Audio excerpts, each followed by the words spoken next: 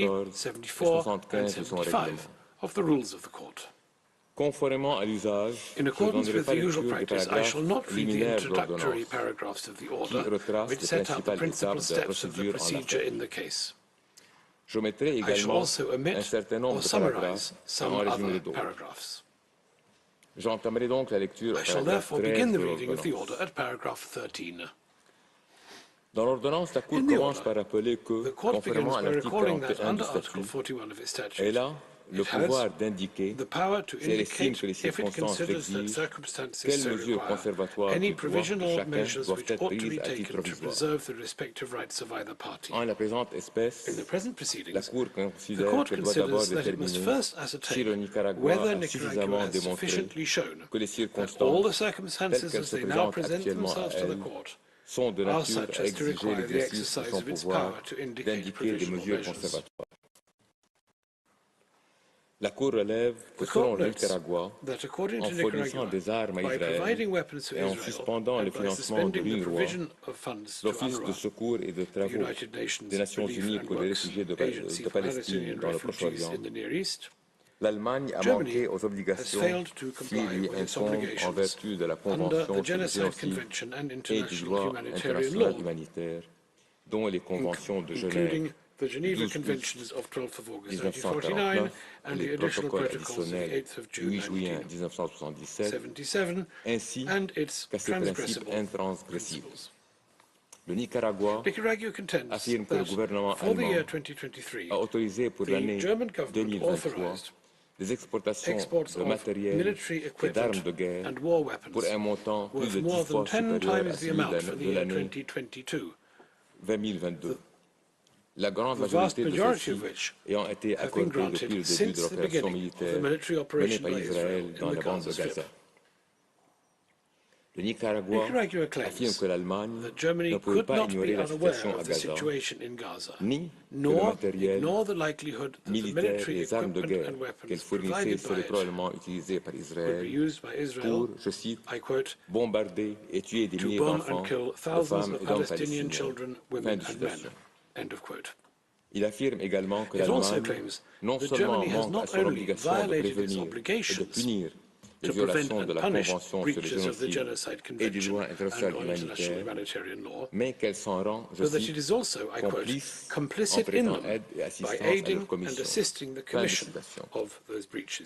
En réponse, la Cour note que l'Allemagne fait valoir premièrement qu'elle s'est acquittée de l'obligation qui incombe aux États partis à la Convention sur le génocide de prévenir la commission du génocide en ayant continuellement recours à tous les moyens raisonnables à sa disposition pour exercer son influence sur Israël afin d'améliorer la situation à Gaza et pour fournir de l'aide humanitaire à la population de Gaza. Deuxièmement, elle soutient que l'obligation pouvant découler de l'article 1er commun aux conventions de Genève, qui est faite aux États non partis à un conflit armé, n'impose pas à ceux-ci de s'abstenir totalement de soutenir militairement un État parti à un conflit armé. L'Allemagne affirme en outre qu'elle a adopté des normes très strictes en matière de délivrance d'autorisation afin d'évaluer s'il existe le moindre risque que l'État destinataire commette des violations graves de la Convention sur le génocide, du droit international humanitaire et d'autres normes impératives du droit international.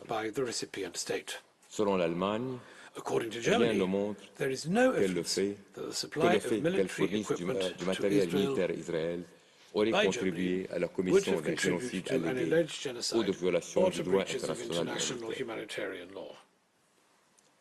La Cour relève que l'Allemagne, ainsi qu'elle l'a fait valoir, est liée par le traité sur le commerce des armes du 2 avril 2013 et par la position commune du Conseil de l'Union européenne du 8 décembre 2008, telle que modifiée le 17 septembre 2019, qui définit les règles communes régissant le contrôle des exportations de technologies et d'équipements militaires. La Cour relève en outre, ainsi que l'Allemagne l'a également fait valoir, que le cadre juridique allemand relatif à la fabrication, à la commercialisation et à l'exportation d'armes de guerre et d'autres matériels militaires prévoit un processus interinstitutionnel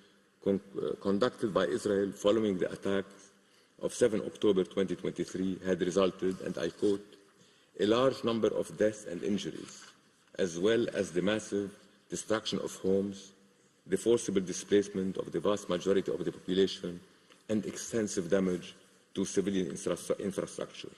End of quote.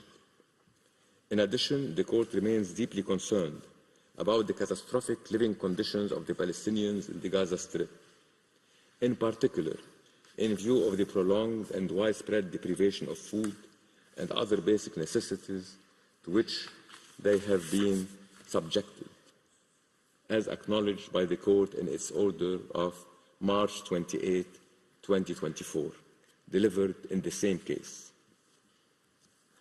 The court further recalls that, pursuant to Common Article 1 of the Geneva Conventions, all states parties are under an obligation to respect and to ensure respect for the conventions in all circumstances. It follows from that provision that every state party to these conventions, whether or not it is a party to a specific conflict, is under an obligation to ensure that the requirements of the instruments in question are complied with. Such an obligation does not derive only from the conventions themselves, but from the general principle of humanitarian law to which the conventions merely give specific expression. With regard to the Genocide Convention, the Court has had the opportunity to observe that the obligation to prevent the commission of the crime of genocide pursuant to Article 1 requires states parties that are aware or that should normally have been aware of the serious risk that acts of genocide would have been committed to employ all means reasonably available to them to prevent genocide as far as possible. Further, state parties are bound by the Genocide Convention not to commit any other acts enumerated in Article 3 of this convention. Moreover, the Court considers it particularly important to remind all states of their international obligations relating to the transfer of arms to parties to an armed conflict in order to avoid the risk that such arms might be used to violate the above-mentioned conventions. All these obligations are incumbent upon Germany as a state party to the said conventions in its supply of arms to Israel. The Court reaffirmed that the decision given in the present proceedings in no way prejudges the question of the jurisdiction of the Court to deal with the merits of the case or any questions relating to the admissibility of the application or to the merits themselves. It leaves unaffected the right of the governments of Nicaragua and Germany to submit arguments in respect of those questions. I shall now read out the operative part of the order. For these reasons, the Court, by 15 votes to 1, finds that the circumstances, as they now present themselves to the Court, are not such as to require the exercise of its power under Article 41 of the statute to indicate provisional measures.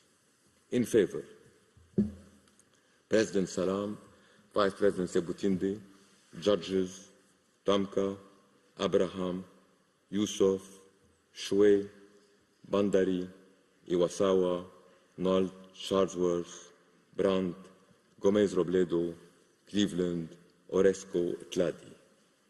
Against, Judge Ad hoc Al-Khassawi. I shall now call on the Registrar to read the operative part of the order in French. Par ces motifs, la Cour, par 15 voix contre 1, dit que les circonstances telles qu'elles se présentent actuellement à elle ne sont pas de nature à exiger l'exercice de son pouvoir d'indiquer des mesures conservatoires en vertu de l'article 41 du statut pour M. Salam, président, Mme Sebutinde, vice-présidente, M. Tomka, Abraham, Youssouf, Mme Choué, M. Bandari, Iwasawa, Nolt, Mme Charlesworth, M. Brandt, Gomez Robledo, Mme Cleveland, M. Orescu, Tladi, juge. Contre, M. Al-Khassaoui, juge ad hoc. The text of the order is available from today in TypeScript. It will be available shortly on the court website. The printed text will be available in due course. As the court has no further business before it today, I declare the sitting closed.